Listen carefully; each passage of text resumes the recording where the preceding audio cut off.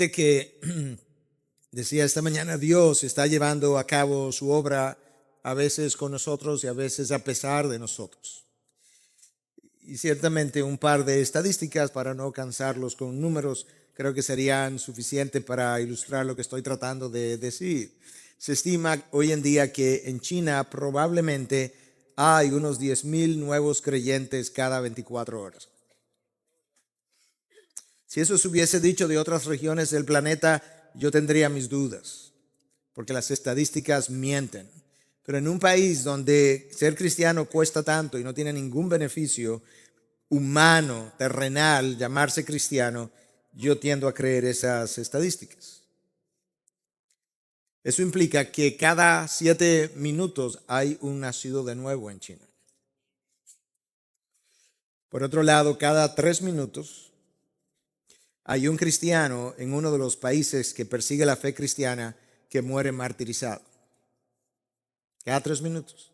Si nuestro servicio durara 1 hora y media, 90 minutos, un poco más, 30 personas durante nuestro tiempo aquí van a morir como persecución, como fruto de la persecución por su fe cristiana. Corea del Norte, Arabia Saudita, Irán, Maldivas y Bután representan las cinco regiones donde la fe es mayormente perseguida. Hay gente dando su sangre cada 3 minutos por algo que nosotros escuchamos aquí sentado con aire acondicionado. En Mongolia, en el año 1989, habían 4 cristianos. 1, 2, 3 y 4. Con nombres y apellidos contados. Hoy se conocen 10,000. Todavía nos faltan muchos, pero hay mucho más que en el año 89. De manera que, sin lugar a dudas, Dios está llevando a cabo su obra muchas veces a pesar de nosotros. Pero lo que yo acabo de leer es simplemente una pincelada de cómo esto se está cumpliendo en Mateo 28 a partir del versículo 16. Pero los 11 discípulos se fueron a Galilea, al monte que Jesús les había señalado. Cuando vieron, le adoraron, mas algunos dudaron. Y acercándose Jesús les habló diciendo: toda autoridad me ha sido dada en el cielo y en la tierra. Id pues y haced discípulos de todas las naciones, bautizándolos en el nombre del Padre y del Hijo y del Espíritu Santo, enseñándoles a guardar todo lo que os he mandado. Y he aquí, yo estoy con vosotros todos los días hasta el fin del mundo. Id y haced discípulos. Esa no es la única ocasión en que que Cristo mencionó la gran comisión. Esa es la más conocida. Ese es el texto que nosotros con frecuencia llamamos exactamente así, la gran comisión. Pero cuando tú llegas al libro de los Hechos, apenas a unas páginas después, en 1:8, tú encuentras la gran comisión enunciada con otras palabras, pero exactamente lo mismo. Cristo había ordenado no salir de Jerusalén hasta que recibieran poder, y entonces él dice: seréis mis testigos en Jerusalén, en Samaria, en Judea y hasta los confines de la tierra. Esa es la gran comisión, enunciada de otra manera. Seréis mis testigos, mis mártires, es la palabra en el original de donde viene martiría. Seréis eso hasta los confines de la tierra. Vosotros habéis sido llamados a dar testimonio, a ser testigos de mi gran obra entre las naciones.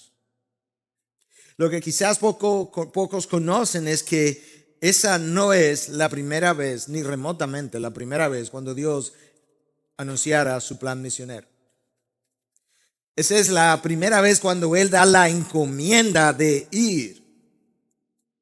Pero cuando Dios llama a un solo hombre para hacer una sola nación y a partir de ahí comenzar el plan redentor, en ese momento, cuando Él llama a ese hombre, Dios anunció su plan misionero y su nombre fue Abraham. El llamado de Abraham es conjunto con el anuncio del plan misionero de Dios. Yo quiero que lo leamos en Génesis 12, los primeros 3 versículos. Es un pasaje bastante corto, pero tú verás a Dios enunciando desde el inicio lo que Él se proponía. Y el Señor dijo a Abraham: vete de tu tierra, de entre tus parientes y de la casa de tu padre a la tierra que yo te mostraré. ¿Para qué? Porque haré de ti una nación grande y te bendeciré y engrandeceré tu nombre y serás bendición. Muy bien, pero ¿para qué? Bendeciré a los que te bendigan y al que te maldiga maldeciré, y en ti serán, y en ti serán benditas todas las familias de la tierra. Abraham, este plan no se trata de ti, ni de Abraham, Isaac, Jacob y luego José y de la nación de Israel. No, este plan que yo hoy anuncio tiene que ver con bendición para todas las naciones de la tierra. Dios anunció eso a través de los profetas en el Antiguo Testamento. Dios anunció eso a través de los salmos en el Antiguo Testamento. Dios lo anunció a través de los evangelios en el Nuevo Testamento. Dios lo anuncia en el libro de los Hechos. Y a partir del libro de los Hechos, Dios se propone cumplir su anuncio.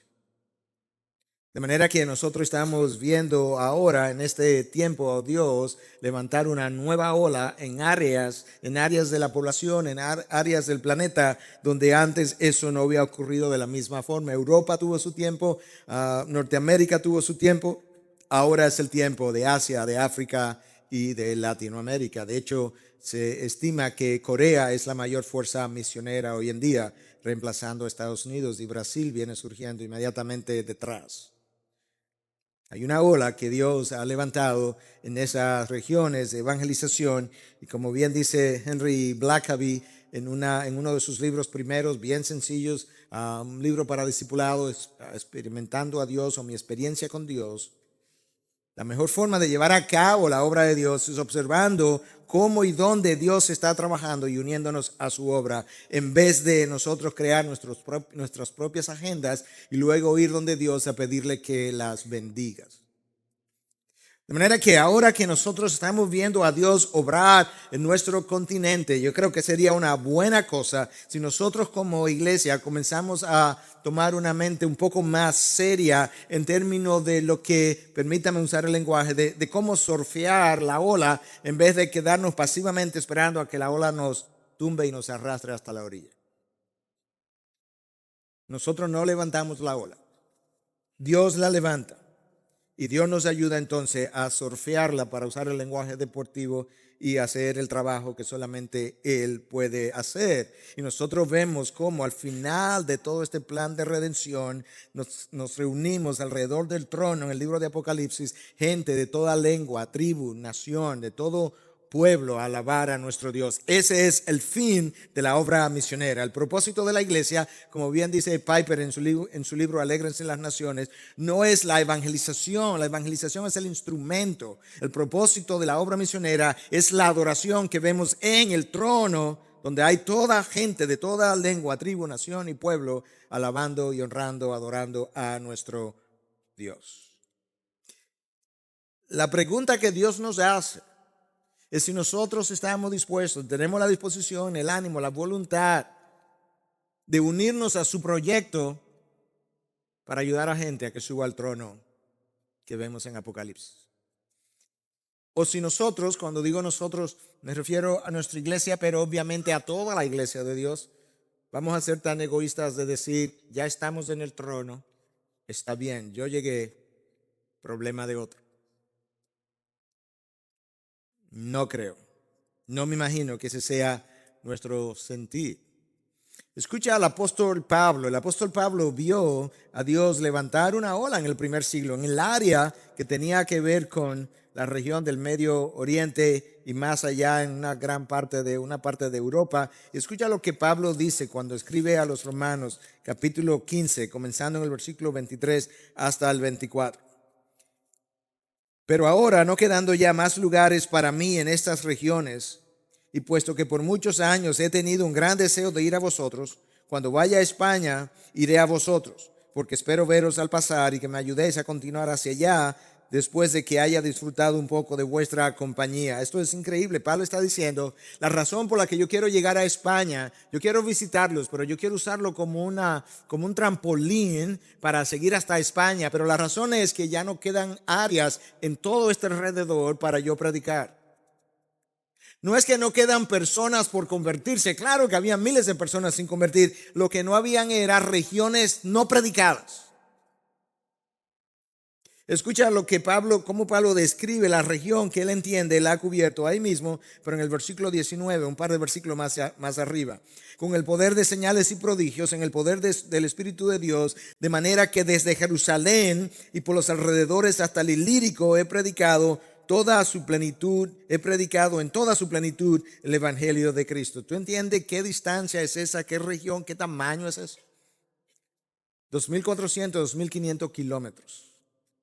Desde Jerusalén subes llega hasta Siria y luego tú continúas, déjame leértelo literalmente, a lo largo de Asia Menor, que sería lo que hoy es Turquía, hasta Grecia en su costa este, costa oeste, sube hasta Italia y la parte norte de Italia, lo que hoy es Albania, toda esa área por un solo hombre en 25, 30 años, con barcos de remo y animales de carga, quizá caballos, camellos, burros, mulos, quién sabe, y a pie. Un solo hombre. A veces pienso, ¿qué haría un Pablo en nuestros días de internet y de aviones? Yo creo que los 5 continentes estuvieran prendidos en fuego con el poder del evangelio. Eso es Pablo. Yo creo que su testimonio y los testimonios de otras personas, los testimonios de los mártires, algunas de las estadísticas que acabo de dar y otras similares pudieran ser de gran impulso y animación para nosotros predicar el evangelio. Pero cuando tú lees la palabra de Dios, tú encuentras motivaciones todavía más poderosas para ir y hacer exactamente lo que Cristo nos pidió que hicieran. Yo leí el texto, yo leí las palabras de Cristo, yo leí su encomienda. Yo quiero usar 7 palabras que nos van a servir de 7 preguntas. Y yo le he tomado prestado de una obra, aunque las respuestas no son las mismas, pero una obra publicada este año por Kevin DeJohn y Greg Gilbert, que se titula What is the Mission of the Church? ¿Cuál es la misión de la iglesia? Y ahí aparecen 7 palabras que son preguntas. Y yo quiero usar esas 7 palabras y luego darle mis propias respuestas. Las palabras son cuándo, quién, qué, cómo, dónde, a quién y para qué. Y las respuestas es el resto de mi mensaje. ¿Cuándo, quién, qué, cómo, dónde, a quién y para qué? La primera pregunta es ¿cuándo? ¿Cuándo dio Jesús a sus discípulos esta encomienda? Porque el texto nos da una idea. La gran comisión fue anunciada desde el Antiguo Testamento. Ya yo te hablé de eso, les hablé de eso, de esa misión, de esa tarea. Pero hasta este momento realmente la encomienda había sido ven y ve. Ven a la nación de Israel y ve lo que Dios hace en medio de ellos. Lamentablemente el testimonio de la nación fue tal que era preferible decir no vengas y no vea. No vengas para que no vea. Pero el etíope que viene en el libro de los Hechos precisamente a orar a Jerusalén está cumpliendo con la manera como esa obra estaba siendo llevada a cabo. Él tenía que venir a Jerusalén, solamente se podía adorar en el templo de Jerusalén porque esa era la encomienda, ven y ve. Pero ahora Cristo se propone una encomienda distinta. Tanto es así que aún en los días de Cristo, aún en los días de su misión, la encomienda todavía era ven y ve. Esa es la razón por la que cuando tú llegas al capítulo 10 de Mateo y él está enviando a los 70 en la misión, le dice no vayáis por caminos de gentiles. ¿Cómo que no vayáis? No es evangelizando que estamos, sí, no vayáis por caminos de gentiles, más bien id a las ovejas perdidas de Israel. Todavía la misión estaba concentrada en ven y ve, pero ahora la misión ha de cambiar. Es id y di a las naciones. ¿Cuál es mi evangelio? ¿Cuál es las buenas nuevas de salvación? Pero la pregunta ahora es, ¿cuándo? ¿Cuándo dio Cristo la encomienda a sus discípulos? Escucha el versículo 16. Pero los 11 discípulos se fueron a Galilea, al monte que Jesús les había señalado. Cuando le vieron, le adoraron. Le adoraron porque ya habían reconocido su divinidad. Ya Tomás no tenía las dudas de, bueno, yo no voy a creer en su resurrección si no pongo mi dedo en la llaga. Ya ellos no tenían que preguntarse, ¿quién es este que hasta los vientos le obedecen? Ellos tenían claro quién él era, tan claro que tan pronto le vieron, le adoraron. Ellos habían comprobado que Cristo no les mintió cuando les dijo que él sería crucificado y que resucitaría al tercer día. Ahora que ellos tienen todo eso claro, ahora que ellos tienen su fe y su confianza puesta en Él, y ahora que ellos están dispuestos a reconocer toda su divinidad, que al verle le adoraron, en ese momento Cristo está listo para anunciarle la gran comisión. Y quizás eso es parte del problema por qué no estamos yendo. Quizás es que tenemos que convertirnos en mejores adoradores antes de nosotros ir. Tenemos que tener más confianza en el Señor antes de poder ir, porque para ir tú requieres fe, seguridad, tú necesitas confianza, pero no seguridad en las condiciones que tú vas a encontrar cuando vayas, sino confianza en el Dios que te está enviando. Y una vez tú tengas esa fe depositada en Él, tú puedes pasar a ser un mejor adorador, pero muchas veces lo que nos retiene aquí es que estamos adorando nuestras vidas demasiado, o nuestros sueños, o nuestros hijos, o nuestras agendas, o lo que yo quiero ser y hacer. La realidad es que hasta que yo no adopte la adoración como un estilo de vida, no vamos a ir. La adoración como estilo de vida nos va a mover, no nos va a dejar donde estamos, nos va a mover de donde estamos a donde Dios quiere que estemos, porque leeremos a Mateo 28 de id, y como la adoración es mi estilo de vida ahora, yo voy a responder a sus palabras. Hermanos, es mucho más fácil cantar 11 veces, te adoramos Dios, te adoramos Rey. Mucho más fácil. Es hora de alabar a Dios. Mucho más fácil hacer eso que ir no a África, al vecino de al lado que está perdido y predicarle el evangelio. Pero las canciones no nos van a enviar al campo misionero. Es la adoración asumida como estilo de vida. De tal manera ahora que yo pueda desabrazar sueños, desabrazar agendas, desabrazar mi propia vida para poder ir. David Seaton fue uno de los exponentes que no pudimos oír porque su taller estaba ya agotado, tenía un cupo limitado. Pero en uno de los panfletos que ellos dieron había un artículo que él escribió y él hablaba, ¿verdad? Se refería a su propia nación, pudiéramos decir lo mismo de otras naciones, pero él hablaba de su nación y dice, es interesante ver cómo en nuestra nación norteamericana nosotros enviamos soldados a tierras extranjeras bajo las circunstancias más difíciles, bajo los riesgos más grandes, y cuando ellos por alguna casualidad pierden su vida en tierras lejanas en aras de la libertad, luego los recibimos como héroes, o como enviamos bomberos a batallar contra el fuego para rescatar personas en condiciones de alto riesgo. Pero cuando un misionero decide irse a una región de alto riesgo donde hay muchas advertencias en contra de las cosas que pudieran ocurrir, muchas veces él es tildado de irresponsable. Yo he escuchado personas llamar a Jim Elliot y a sus acompañantes que fueron asesinados en Ecuador irresponsable por haber tomado esa decisión. Aplaudimos a aquellos que se van a batallar con balas mortíferas a tierras lejanas. Aplaudimos a los bomberos que tratan de rescatar del fuego a personas que están a punto de perder su vida, pero llamamos irresponsables a aquellos que tratan de rescatar de las llamas del infierno a aquellos que se pierden. ¿Te das cuenta del doble estándar que tenemos? ¿Por qué? Porque seguimos valorando más este reino que aquel.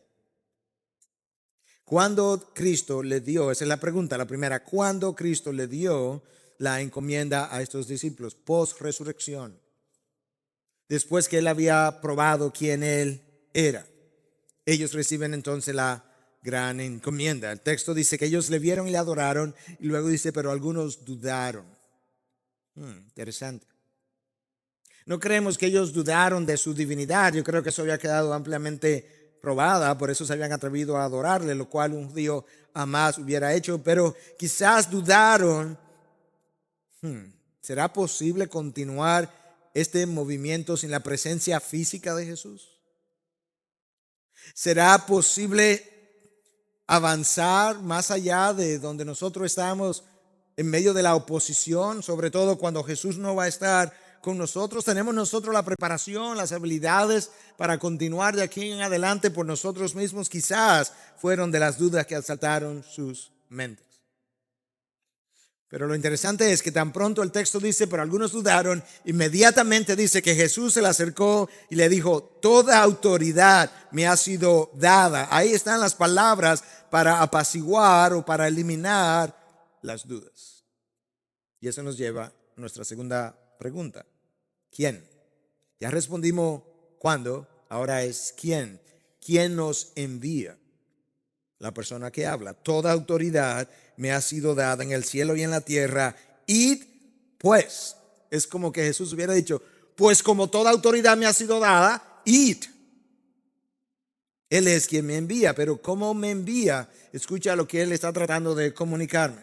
Mi autoridad ahora y el ejercicio de mi poder que yo limité durante la encarnación, que yo voluntariamente limité, ese ya no es el caso. Yo no estoy ahora en mi periodo de encarnación, yo estoy ahora post-resurrección en otra misión. Yo tengo toda autoridad, todo poder, y no solamente tengo un poder ilimitado y autoridad ilimitada, yo lo ejerzo no solamente sobre la tierra, yo lo ejerzo en el cielo. Toda autoridad me ha sido dado en el cielo y en la tierra.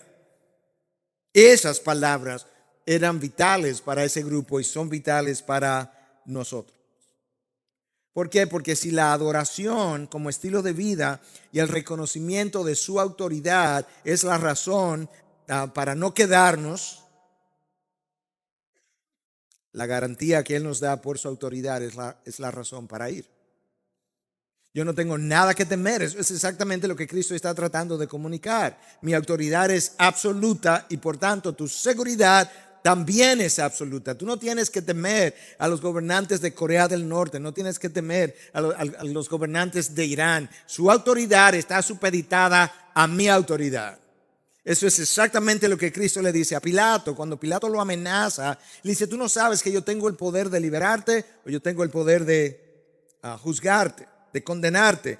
Jesús le responde, ninguna autoridad tendría sobre mí si no te hubiese sido dada desde arriba. Ni el presidente de Irán, ni el presidente de la China, ni el presidente de Corea del Norte, ni el presidente de Arabia Saudita, ni el presidente de ninguna otra nación tiene ninguna autoridad que no le haya sido dada desde arriba. Por tanto, la persona que te envía está por encima de ellos. Id. Él es la garantía. Él es la seguridad.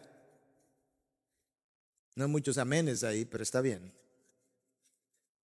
No tenemos que temer los desastres naturales de las regiones donde se levantan ciclones y tsunamis. Ya Cristo probó que Él es capaz con su voz de controlar los vientos y el mar. Él dejó demostrado que Él tiene control sobre las cosas inanimadas. Hermanos, nosotros a veces vemos lo que un amo es capaz de hacer cuando le habla a un perro que ha sido debidamente entrenado y nos sorprendemos, wow, cómo responde a los comandos de nuestra voz. La realidad es que Cristo ha probado que toda la creación responde al comando de su voz, incluyendo la nada. Cuando no había nada, Él dijo, sea la luz, y hubo luz. De la nada creó algo cuando Dios habló. Id, yo soy tu provisión. El universo entero está bajo mi comando. Yo hablo y las cosas ocurren. Yo hablo y la nada se torna en algo. De hecho, se torna en mucho. Galaxias se forman cuando yo hablo porque la nada tiene que moverse. Y toda autoridad me ha sido dada. Melvin, Ana, id bajo su autoridad. No tienen nada que temer. Pueden ir, no tienen nada que temer de Satanás, no tienen nada que temer de sus demonios. De hecho, es un ejército contrario, pero es un ejército desarmado. En la cruz, Él lo desarmó todos los poderes de las tinieblas. Sus armas están sin municiones. No tienes nada de qué preocuparte. La batalla es del Señor y además los demonios, con simplemente pensar que Dios existe, tiemblan, dice Santiago. Los demonios creen y tiemblan.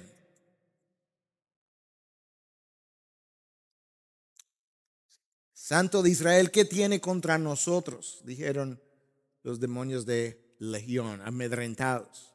Esa es la persona que te ha dicho, id y haced discípulos, porque toda autoridad me ha sido dada. Cuando vamos no tenemos que temer las enfermedades. Podemos enfermarnos allá y aquí también, pero no sin la autoridad y el permiso de nuestro Dios. Él es el Señor de las dolencias. Si pudiéramos tener acceso a los leprosos sanados, ellos pudieran dar testimonio que Él es el Señor de las dolencias. O a los sordos que oyeron, o a los los ciegos que recobraron la vista, o los cojos que caminaron, o los paralíticos que se levantaron. Ellos son el testimonio de que ciertamente Cristo es el Señor de las dolencias. Tú puedes ir y confiar en mí cuando vayas. Bueno, ¿y si me matan? Pasas a mejor vida, hijo. Si eres cristiano y estás yendo en mi nombre, pues esa es tu garantía. Esa es la razón por la que Cristo le dice a los 70 cuando los envía en Mateo 10. Oye lo que le dice, oye sus palabras. Versículo 28.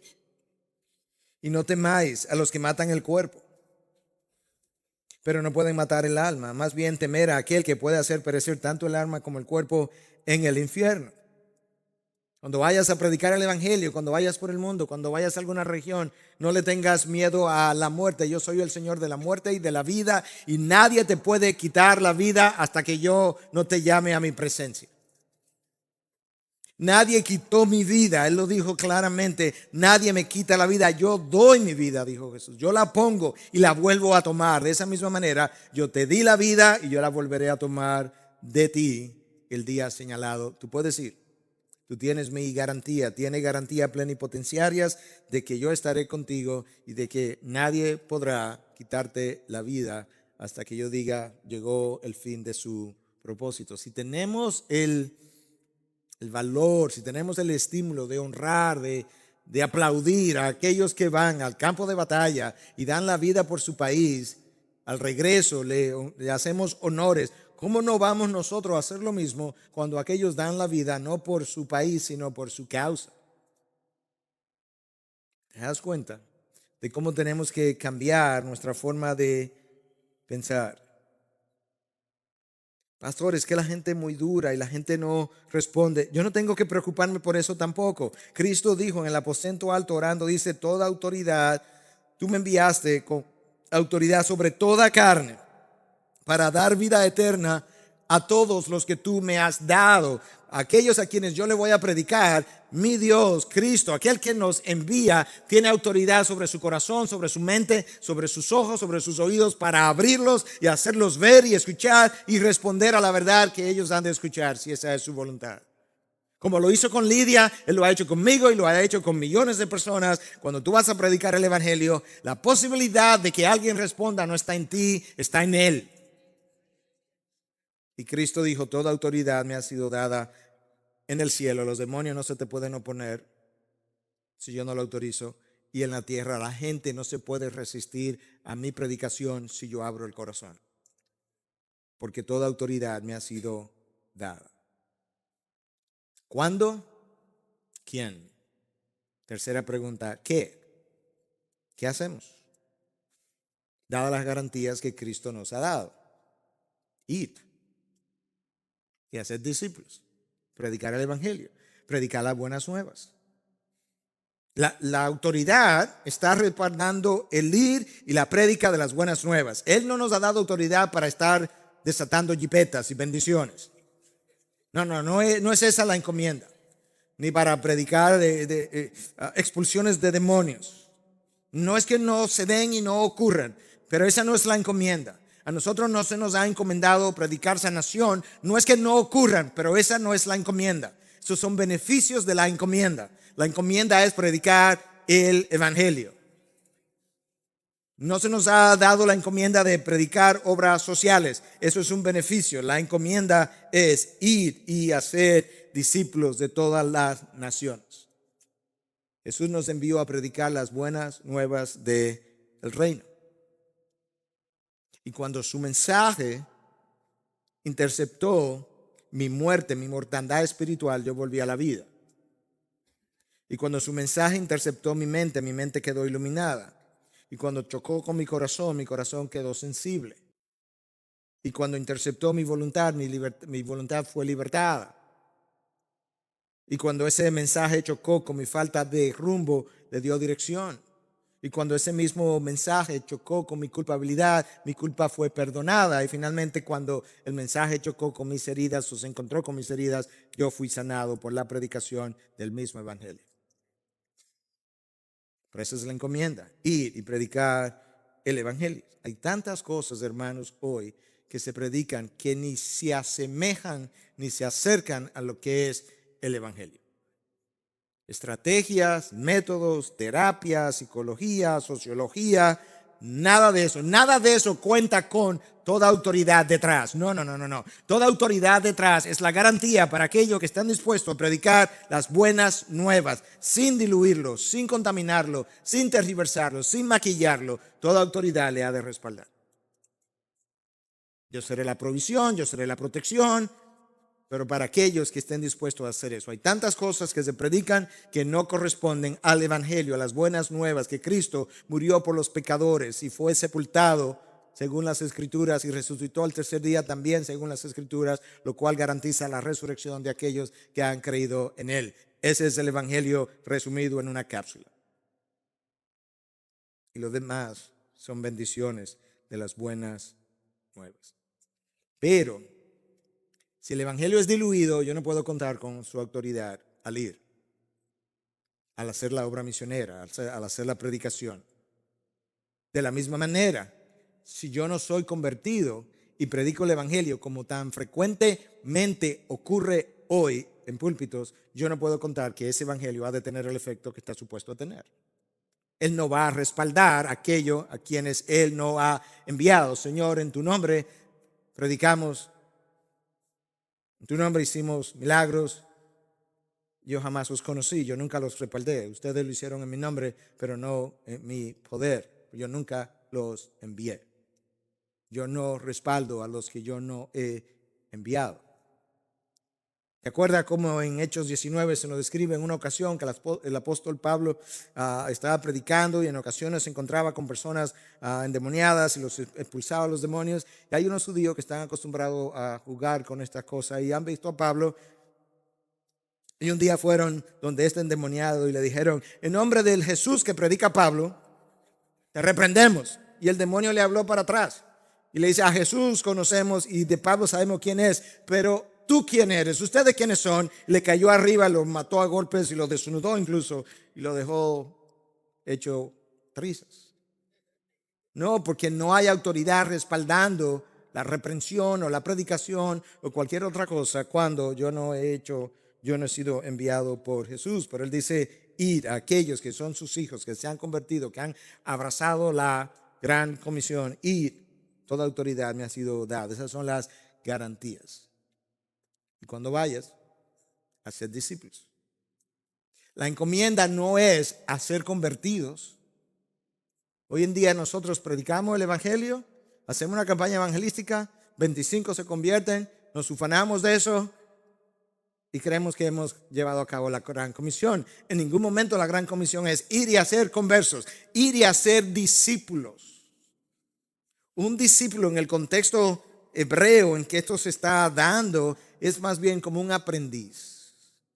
Alguien que viene a un taller de un carpintero, lo observa, trabaja con él y hace luego trabajo de carpintería exactamente como él. Cristo está diciendo: ir y formar individuos de tal manera que cuando otros lo vean quede claramente evidenciado, esos son seguidores de Jesús. No haya que preguntarse: ¿y será verdad que esta gente son cristianos? ¿Y por qué? Bueno, mira cómo vive. No, de eso no es que está hablando. Un discípulo, en el contexto en que esto está siendo ordenado, tenía otro contexto. Lucas 6:40. Todo discípulo, cuando es entrenado bien, es exactamente como su maestro. ¿Es eso lo que somos? ¿Somos exactamente como el maestro? ¿O no hemos sido entrenados bien? Pero Cristo dijo, hacer discípulos, de tal manera que los discípulos van a ser el testimonio de lo que esto es. Es como la frase en inglés, we're going to bear witness of this. Vamos a ser los testigos de esto. La evidencia. Mira, la palabra dice, tarara. ¿Tú sabes cómo luce? Míralo ahí en esa comunidad. Así es que luce. Oh, wow. Es posible, entonces. Eso es, hermanos. Ser discípulos. Tenemos que enseñar todo el consejo de Dios. Próxima pregunta. ¿Cómo? ¿Cómo lo formamos? Ya sabemos qué vamos a hacer. Vamos a ir. ¿Qué? Eat. ¿Hacer qué? A predicar el evangelio. ¿Y qué es lo que vamos a hacer? A ser discípulos. Ok. Ese es el qué. ¿Cómo yo voy a hacer eso? Aquí está. Bautizándolos en el nombre del Padre, del Hijo y del Espíritu Santo, enseñándoles a guardar todo lo que os he mandado. Yo no creo que la intención del texto es decirnos que el bautizo va primero que la enseñanza o que la enseñanza va después del bautismo. Yo no creo que esa es la intención. Yo creo que la intención del texto es más bien ayudarnos a entender que un verdadero discípulo tiene dos características. Número uno, él ha aprendido a obedecer, enseñándoles a obedecer todo lo que os he mandado. Si toda autoridad me ha sido dado, y eso es absoluto, así debe ser su obediencia. Toda enseñanza. Enséñale a obedecer todo. Toda autoridad, toda enseñanza. Y número dos, no se entiende. Es inconcebible a la luz del Nuevo Testamento que una persona que haya creído, que dice ser discípulo de Jesús, no quiera públicamente identificarse con el nombre de Jesús vía las aguas del bautismo. Nosotros no creamos ese estándar. Dios lo dio.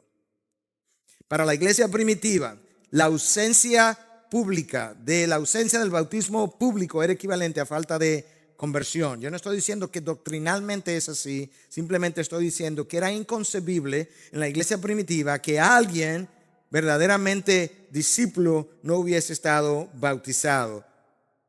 No. Porque precisamente Cristo nos dice, estas son las marcas del discípulo. Su obediencia, aquí está la relación entre discipulado y obediencia. Discipulado es obediencia. Y número dos, el discípulo obediente, primero, no se va a rehusar a obedecer algo porque es obediente, que está en la palabra. Y segundo, si él murió a sí mismo, ¿cómo va él a insistir en que no hay necesidad de bautizarse cuando eso es algo que es de su propia opinión? ¿No? Ya él murió sus opiniones. Y eso es como el cómo. Tú le vas a enseñar y una vez él aprenda, va a haber una evidencia pública de lo que ha ocurrido en su vida. Él está dando testimonio público al bajar a las aguas del bautismo de que su vida vieja quedó atrás y cuando él sube de que él tiene una vida nueva, pero muchas veces queda tanto en nosotros de la vida vieja que no queremos ir a las aguas del bautismo porque luego otros van a ver cuánto ha quedado de mi vida vieja y van a decir, pero mira lo de que en las aguas del bautismo hundiéndose y mira todo lo que hay de la vida vieja. Bueno, el problema no es la discrepancia, el problema es si soy o no soy. Si verdaderamente soy, no debe ir quedando mucho de esa vida vieja, debe ir muriendo. Eso es lo que Pablo dice. Todo lo que para mí era ganancia, lo llegué a considerar basura por el beneficio de conocer a Cristo. Y lo bautizas en el nombre del Padre, del Hijo y del Espíritu Santo. Nota cómo dice, no dice, los bautiza en los nombres del Padre y del Hijo y del Espíritu. No, porque no son tres nombres. Es un nombre representado de tres maneras diferentes. Son tres personas, un solo Dios, un solo nombre. Lo bautiza en el nombre del Padre y del Hijo y del Espíritu y es el mismo nombre, porque es un solo Dios. La Trinidad representada en mi conversión y en el bautismo. ¿Por qué? Porque la Trinidad ha estado involucrada por completa en lo que yo soy y en mi redención. Ya sabemos cómo lo vamos a formar. Le vamos a enseñar a obedecer todo lo que Cristo enseñó y luego le vamos a enseñar a identificarse públicamente con Cristo vía las aguas del bautismo. Y el rehusar a eso es una evidencia de que quizás el discipulado no se ha dado. Vergüenza no era motivo, temor no era motivo y orgullo mucho menos. Hay una sola razón para rehusar el bautismo, la falta de conversión. No habría otra razón a la luz de la Biblia. Número 5. ¿Dónde? ¿Dónde debemos ir? Bueno, Cristo dijo en este texto, ¿a dónde? A todo el mundo, a todas las naciones. A todas las naciones, porque Cristo está interesado en que todas las naciones sean bendecidas. Y no hay manera de que su bendición pueda llegar a todas las naciones si las naciones no vienen a sus pies. Desde el Antiguo Testamento, Cristo le dijo a Abraham: en ti serán benditas todas las naciones de la tierra. En esas regiones no alcanzadas donde hay 2.8 billones de personas, 2.8 billones de personas, en regiones no alcanzadas, lamentablemente el señorío de Cristo no es reconocido y lamentablemente las bendiciones de Cristo de manera especial para su pueblo no están siendo recibidas. El proyecto evangelístico, la obra misionera, lo que Mateo 28 anuncia, es la manera como Cristo pretende traer las naciones bajo su señorío. Es la manera como Cristo pretende traer sus bendiciones a las naciones. Es la forma como Cristo se propone destruir los ídolos y los dioses paganos de aquellas naciones que los mantienen esclavizados o las mantienen esclavizadas. Es la manera como Cristo se propone bajar todos los índices de criminalidad de las naciones, cristianizando las naciones. Es la forma de traer gozo a las naciones. Cantábamos, se oye un canto entre las naciones. Ese es el canto de gozo de aquellos que han conocido a Cristo. En las regiones no alcanzadas, ese canto no se da, no hay razón para ese gozo. Esta es la razón de traer el gozo a las naciones. Es la razón de salvarlos de las llamas del infierno, estamos de acuerdo, pero no es simplemente el beneficio de la salvación, no se da solamente en la eternidad, comienza en el presente, de la manera que estuvimos ilustrando. Pregunta número 6, y tenemos que avanzar. ¿A quién? ¿A quién debiéramos enviar? Bueno, a todo el mundo que ha sido llamado. La diferencia está en que uno ha sido llamado para ir lejos, otros han sido llamados para ir cerca, pero todos hemos sido llamados. Pero alguien tiene que enviarlo. ¿A quién vamos a enviar? Alguien tiene que enviarlo. Escucha como Pablo lo dice claramente en Romanos 10. ¿Cómo pues? Versículo 14. Invocarán. En el 13 voy a comenzar. Todo aquel que invoque el nombre del Señor será salvo. ¿Cómo pues invocarán a aquel en quien no han creído? ¿Y cómo creerán en aquel en quien no han oído? ¿Y cómo oirán sin haber quien les predique? ¿Y cómo predicarán si no son enviados?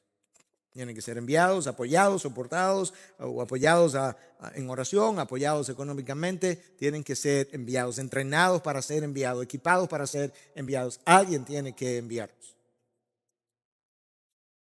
Y eso responde a la pregunta: ¿a quién? ¿A quién vamos a enviar? Y finalmente, la última pregunta dejada para el final a propósito. ¿Por qué? ¿Por qué vamos a hacer todo esto si Dios eligió a los salvos desde antes de la fundación del mundo, dicho de varias maneras en la palabra de Dios? ¿Para qué vamos a hacer esto? Bueno, hay varias razones y no tengo el tiempo para destacar cada una de ellas, pero te voy a dar dos rápidamente. En primer lugar, Dios no solamente eligió a aquellos que habían de ser elegidos, y al elegirlos, Él se proponía recogerlos como una gallina bajo sus alas. Dios está recogiendo sus elegidos, y Cristo dijo: el que no recoge conmigo, desparrama.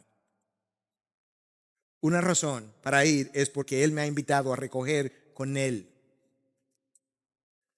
Pero otra razón, Pablo nos las da en 2 Corintios 5. Para ahí Dios estaba en Cristo, reconciliando al mundo consigo mismo, no tomando en cuenta a los hombres sus transgresiones, y nos ha encomendado a nosotros la palabra de la reconciliación. Escucha ahora por qué tenemos que ir. Por tanto, somos embajadores, no seremos, no seamos, somos. Ahora yo puedo rehusarme a hacer mi trabajo, pero ya yo lo soy. Somos embajadores de Cristo, como si Dios rogara por medio de nosotros. En nombre de Cristo os rogamos, reconciliaos con Dios. Al que no conoció pecado, le hizo pecado por nosotros, para que fuéramos hecho justicia de Dios en él. Una razón poderosa para él es que yo soy su embajador, y Dios ruega al mundo a través de mí y de ti, reconciliaos con Dios.